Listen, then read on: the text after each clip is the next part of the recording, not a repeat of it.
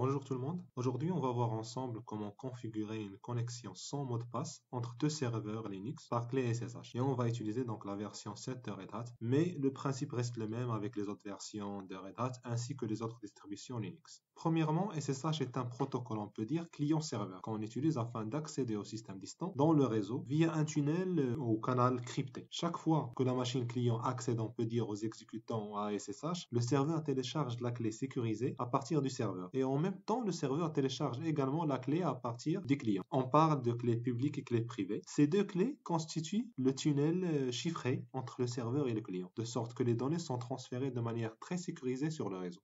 Dans des organisations ou entreprises avec un grand nombre de serveurs, chaque fois que l'administrateur doit accéder à un serveur, il doit saisir le mot de passe. Et avec le nombre important de serveurs, ça devient pénible, en plus d'être, on peut dire, une perte de temps. Donc SSH est livré avec une fonctionnalité appelée connexion sans mot de passe, qui permet d'accéder à la machine distante sans entrer le mot de passe.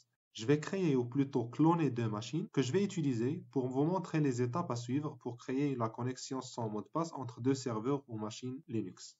Je vais nommer la première client 1-RHEL7 et la deuxième client 2-RHEL7. Je vais accélérer la vidéo pour la création des deux machines et on continue juste après.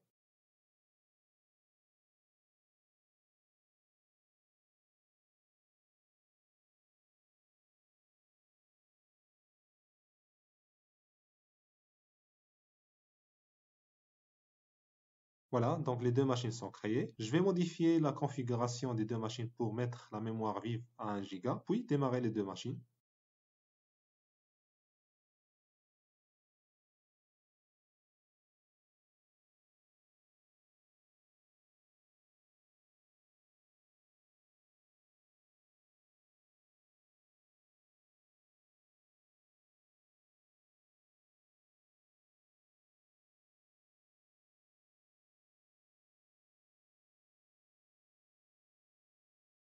Donc là, je suis connecté sur les deux machines. Je vais commencer par mettre à jour VirtualBox Guest Additions. Pour savoir ce que c'est et comment mettre à jour, vous pouvez toujours retourner à la vidéo que j'ai créée avant par rapport à ce sujet-là.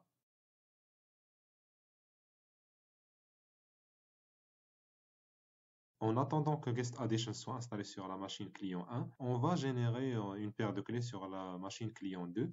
On peut configurer la connexion SSH sans mot de passe de deux manières. Donc, il y a une façon, on peut dire, automatique et une autre manuelle. Aujourd'hui, on va se concentrer, on va voir ensemble la manière automatique qui est recommandée, on peut dire aussi plus simple.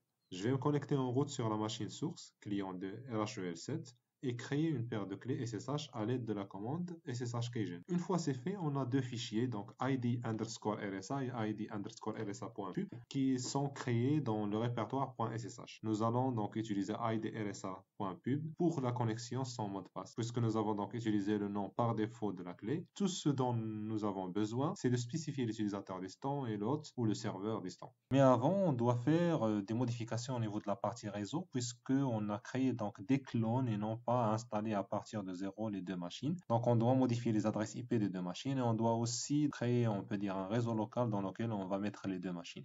Procédons d'abord au changement des noms des deux machines afin de savoir sur quelle machine on se retrouve à chaque fois. Une fois c'est fait, on va rebooter la machine pour la prise en charge de ces modifications ainsi que l'installation de la nouvelle version de VirtualBox Guest Additions. Je vais accélérer la vidéo maintenant et on se retrouve juste après le reboot.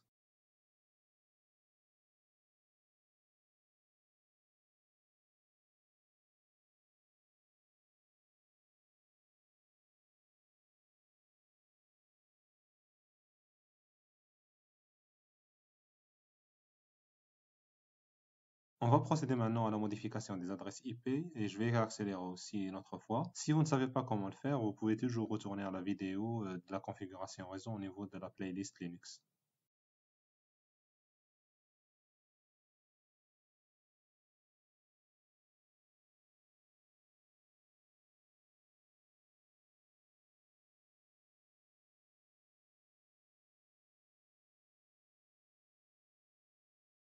Voilà, donc là, on a les deux adresses IP qui sont configurées. On va tester avec ping, donc 10.0.2.30. Et comme vous le voyez ici, donc destination n'est pas accessible puisqu'on n'a pas encore configuré, comme j'ai dit tout à l'heure, le réseau LAN sur lequel on va mettre les cartes réseau. Donc là, je vais aller sur réseau, réglage réseau. Puis, au lieu de NAT, je vais spécifier réseau interne. Je peux aussi changer le nom. Donc, je vais mettre LAN 1. Et je peux aussi mettre au niveau avancé, donc mode promiscuité à Allow All VMs. Je vais pas parler plus en détail de ce mode-là, mais sachez que dans ce mode-là, donc vous autorisez tout trafic à passer au niveau du réseau. On va faire la même chose au niveau de la deuxième machine. Voilà, on va choisir réseau interne, puis LAN 1, pareil. Et on va modifier aussi cette partie-là. OK. Donc là, on teste à nouveau le ping. Et voilà, donc là, on arrive à faire communiquer les deux machines.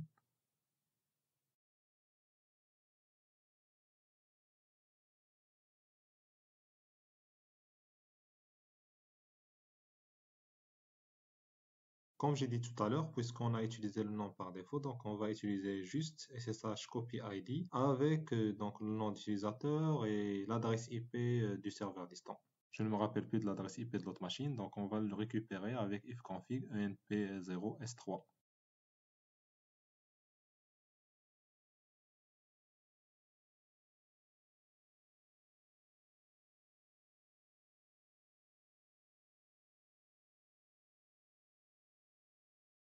Je vais taper yes, puis taper le mot de passe de l'utilisateur root au niveau de l'autre machine. Voilà. Maintenant, on va tester la connexion vers la machine distante en suivant les instructions au niveau du retour de la commande SSH copy ID à l'aide de la paire de clés qu'on a créée. Donc SSH 10.0.2.30, on va utiliser l'utilisateur root. Donc c'est possible de le faire directement puisqu'on est déjà en route. Voilà. Donc comme vous le voyez, donc on a passé de client 2 vers client 1.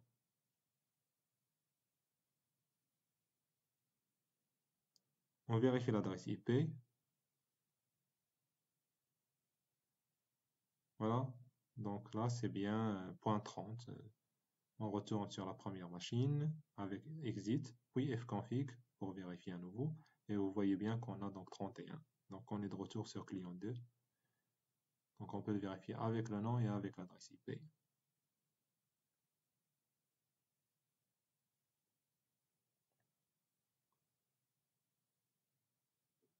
Donc si on teste de l'autre côté maintenant, donc 10.02.31, on va faire yes, puis taper, donc si on tape le mot de passe, ça va marcher, puisqu'on connaît le mot de passe. Mais si on veut donc refaire, on peut dire la même chose, donc il va toujours nous demander le mot de passe.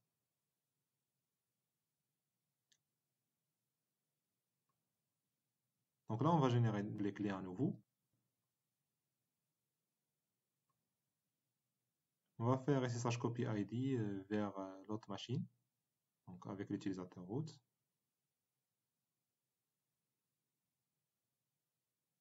Voilà, on va taper le mot de passe de l'utilisateur root au niveau de la première machine, donc client 2. Et on va tester à nouveau avec SSH. Donc SSH root arrobas l'adresse IP de client 2. On peut enlever donc pour tester cette fois. Voilà, donc ça marche. Donc là, on a accès de deux sens sans mot de passe, donc de client 1 vers client 2 et de client 2 vers client 1.